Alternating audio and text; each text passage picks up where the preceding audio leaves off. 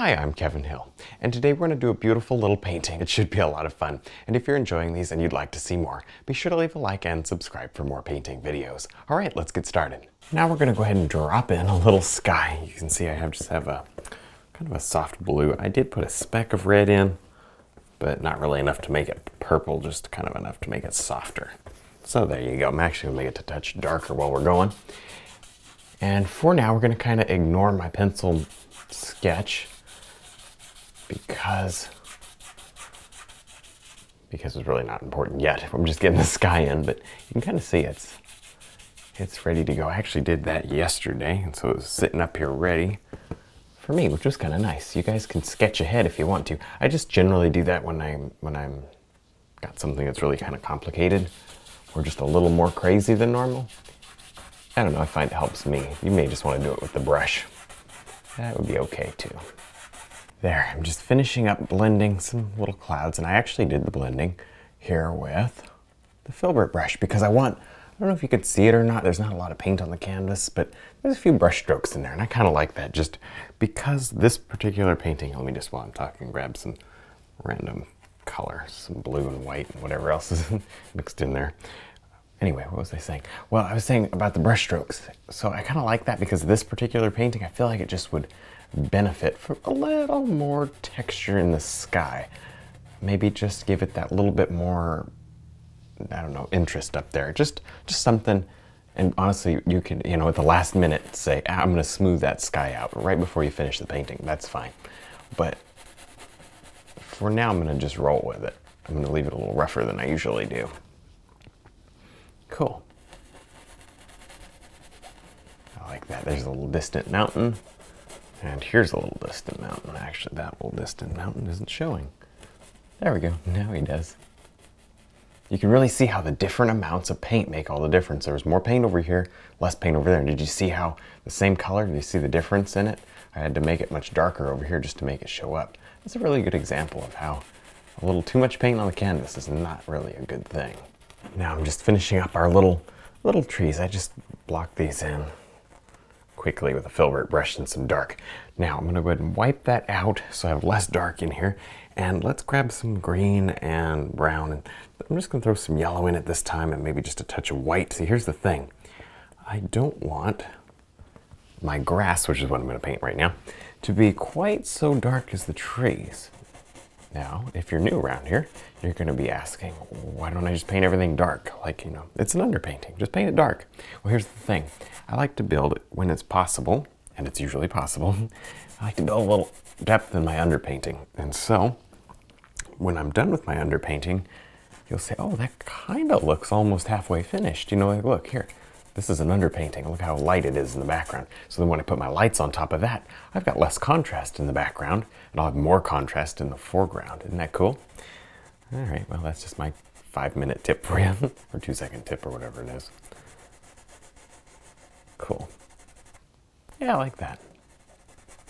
You can kind of play around with this as we go, but that's not a bad start. All right, a little more of our yellow ochre, perhaps. I had a fence sketched in. Well, that's gone now. It's part of the fun of sketching. Half of it just ends up disappearing. Now I've got my little detail brush, and I'm going to drop in some little tree trunks back here. They're not terribly large, as you can see. I like that. It just doesn't take a whole lot of them. Yeah, it looks pretty good, doesn't it? A lot of this will be covered up, so you don't have to go crazy, but I like the idea of just getting a couple in here. Why not? Yeah, there we go. Helps to kind of show the structure in trees that have a lot of spaces in them, and you can see these have a lot of spaces. Then you want to have these limbs. They really help. Not very precise, so we'll have to be sure to cover up a lot of them. Yeah, that looks good. If you want to get in here with your liner brush, as long as you don't thin the paint, you'll have to kind of do it with a gloppy brush, but it might be okay. You could do that if you're more comfortable, but I like the detail round. Let's go right over here too. It's kind of what we built the brush for, is to do stuff like this. Just small stuff that you need a nice soft brush for. There. But it's never a bad thing to try out different brushes. You might find that one works better for something for you, even if it's different for me. It's definitely not too early to begin painting our house back here. There, I'm just throwing on a little gray. This is obviously, we got a cool gray going, and I had a second ago, I had a warm gray going. You don't just want a flat gray, right? I'm doing this with my detail round brush. You could do it with the 3/4 or the filbert. The filbert will give you fuzzy edges because of the stiffness of the brush. Just something to note. There we go. I would not recommend, however, doing this with a brand new detail round because you might wear it out by scrubbing it too much. Cool. But if you got one that's a little older, like all of my brushes seem to be, right? Seems like I can never keep a nice brush on hand. If you got one that's a little older, then you're good. No worries. That's what I always tell people too about your light and dark brushes. I don't know if I've mentioned it on a video in a very long time, but you got, one for light, one for dark. I got 3 or 4 sometimes, but generally just one for light, one for dark. And then what you can do is you can use your older brush for the dark and your newer brush for the lights, because generally when you paint your light, you're a lot well, you should be a lot softer with your brush. And if you're not, I bet I found your problem, right? So anyway, it'll keep your new brush a lot softer and a lot newer for longer that way. And your dark one kind of gets mushed in a little more. So I definitely recommend doing that, even if you have to take a little piece of tape and wrap around your brush, whatever it takes to remind you that's the one to use, for lights only. So hopefully that helps you. Now I'm just going to brush in a nice little pond here. You see, we've really been planning it from the beginning. No surprise there, right? Well, as we get here to the shore, I'm just going to touch in a little more black too, actually. Cool. Now, I know this isn't matching perfectly what's above, but the main thing here is that we just get a nice color, because you see this dark, which I want near the shoreline. I can mirror that with a little dark above, just, kind of pre-anticipating our little shadows. Cool. That looks really good. Now maybe just a little, my brush is super dirty, but maybe just, if I can do this, just pick up a little light without getting mud. Yeah, it looks all right. There. I'm destroying my grass, but that's okay. It's just an underpainting, remember? And of course I got my blue kind of showing through. I mean, may or may not really see much of that because I have so much land above it. But anyway, there you go. Probably won't see much of that. Now, the most important part here is that we take a paper towel, crumple it up. Actually, I got 2 of them here. And there we go. We're going to wipe this area down. There, look at all that slippery wet paint that would have caused us terrible problems when we went to highlight or do other things around this water. The paint is just simply not your friend. Use as little as possible. So you can kind of bring that light back. That looks good. Don't worry about anything that looks kind of weird because we can simply blend it. Let me grab actually just a clean brush. Here's a clean 1-inch. See how you can just simply blend it. There, make sure you get your little stretcher bar mark. Everybody loves those, don't they? I don't know if you painted much at all, you know about the little stretcher bar. There. Now I'm gonna go ahead and just take a paper towel and just touch the little trees. Mostly on the top, but kind of toward the bottom is okay too. And when you touch, maybe just mush a little too. Hope that makes sense. What I'm doing is I'm removing just a bit of the extra paint without destroying my trees. Okay, and you may get a little paper towel texture in there. Good. It looks like extra brush strokes. I don't know. There you go. Yeah, see that? That looks good. What that's doing though is it's really making it easier for us to highlight. I'm gonna go over here especially. This one looks pretty thick. That way we can highlight. If you don't do this step, I don't think you'll be highlighting. At least not very effectively. Now I believe that we had a chimney up here. That looks That looks about right. Cool. I kind of don't remember, but I think it was somewhere around here. It doesn't really make a whole lot of difference. I just put it where I thought it would look right. Actually, that's too tall. Cut that. Let me see. Where are we going? Where are we going? That is way too... Oop, that's easy. Don't you love it when stuff is easy to fix? Yeah, that looks better. Okay, there's a chimney there. Honestly, I'm just kind of getting it started. We may cover it with leaves and have to put it back in, but so what? This one needs to go just over the roof. Like this.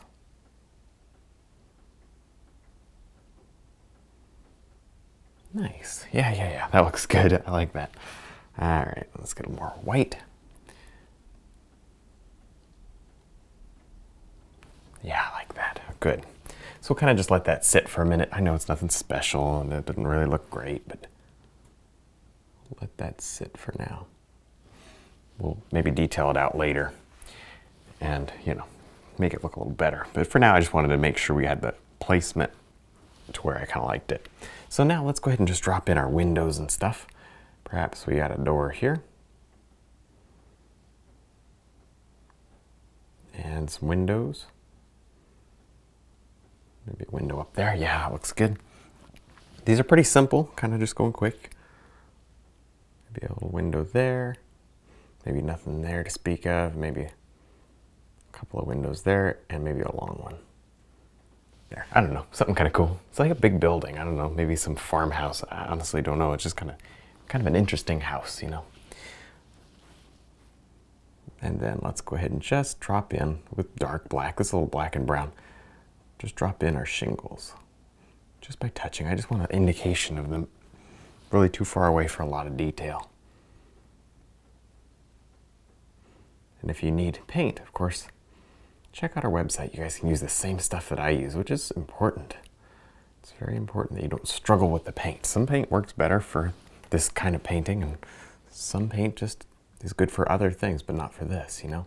So make sure you have not only a high quality paint, but something that works for what we're trying to do. Now I put a little bit more mid-tone in here, and I just now started, see that little highlight back there? I like that highlight. That kind of just, I don't know, makes that little house stand out. Now I've got my fan brush, and some of this was done with a detail round. I just kind of mushed a little bit back in there. But now I think the fan brush is probably the best tool for the job as we get just a little closer, because it leaves that little texture. We're going to do several different, well, variations of, you know, little plants and stuff back here, especially up in the trees. And I think the fan brush will probably be used for a lot of it. There, I mean, I probably won't get the trees done just this minute. I'll probably go ahead and do them separately. Don't want to get too many things going all at once. But, oh, there we go, that's pretty. A little more of our green. I like the idea of keeping a lot of greens in here. We'll do the greens and the golds. We'll have them both. And I think that'll just turn out nice. There. If you get too much paint, do I even need to say it? You wipe the canvas, because that will make it so much easier. You should have no trouble at all with this grass coming off beautifully. All right, oh, look, I see a little highlight here, a little highlight opportunity right back there. Now, isn't it amazing when you put some bright colors around something that look too bright, it then becomes too dark? It's just funny how that works. So I'm gonna see if I can just brighten this edge up a little more. There, just by touching it. Of course, you don't want to go too crazy. We got that house pretty much the way we like it. But I'm just going to touch it here and there. I may even lighten it up some more after this, but you know, maybe just a sliver of light here on the roof. Cool. See that? That just helps to brighten it up, make that look like it's more, just more correct. All right, that looks, oh, you know what, I missed a spot. Right there, good. Okay, that helps. Now let me set down that brush, and I've got my fan brush ready to go. Let's go right here to the top. I'm gonna kind of glop on, well, glop, really? Yeah, a little bit. I'm gonna kind of glop on a little bit of a leaf pattern. I'm just gonna do this differently because I've got the fan today and I just want a different looking leaf. You can do this the old fashioned way with a filbert brush and tapping. I'm just trying something for fun. And I need just a touch more texture because this is a hard brush, stiff brush. It does not layer as good as something softer. So you need a little more paint than normal. That's why I say the glop, but you can turn it around, kind of feather it just by touching, and it melts right back into the painting. See that? The more, obviously, the more you touch it, the more it melts. And when it melts too much, some people call that mud. So you don't want that. Now I'm going to go ahead and drop in a bunch of grass, and of course I'm using a liner brush. This works out pretty well. I've got a nice light, very light highlight green here. And of course it's very, very thin. I like this liner brush because it feeds paint for so long. You can see that I've spent just the last few minutes sort of just kind of going around the whole painting, you know, up here, the house, back over here, just bouncing around a little bit in the little trail, the little path right there. Just doing random stuff, honestly, just nothing in particular, kind of, oh, this needs a little highlight, that needs a little color, whatever, and just kind of getting it done. Oh, you know what, here's a good spot. Let's break that. Oh, there we go. We broke that line right there. Good. See that line right there? That adds a little depth. All right, so you don't have to just do that color only. You can kind of go darker maybe. Oh, that did. Don't you love how I say, let's go darker, and it doesn't do anything. Yeah. Go a little darker over here maybe. Actually need some more oil. But I'm gonna get most of my grass done before I move on to the limbs of the trees and stuff like that. You can see I put in little basic flowers. I can show you how to do a basic flower if you want to see. And just take my little detail round and I literally just touch it. Maybe just do a couple more here on the end after I do the grass. See that? And you have a basic flower. Cool, huh? Just adds a little color. I like that. Okay, let's keep going with these little blades of grass. Maybe even darker yet. Right out here. Yeah, there we go. Now using the liner brush, I'm going to drop in a fence. You could use the detail round, but I think I wanted a little thinner. This is a very, very small fence.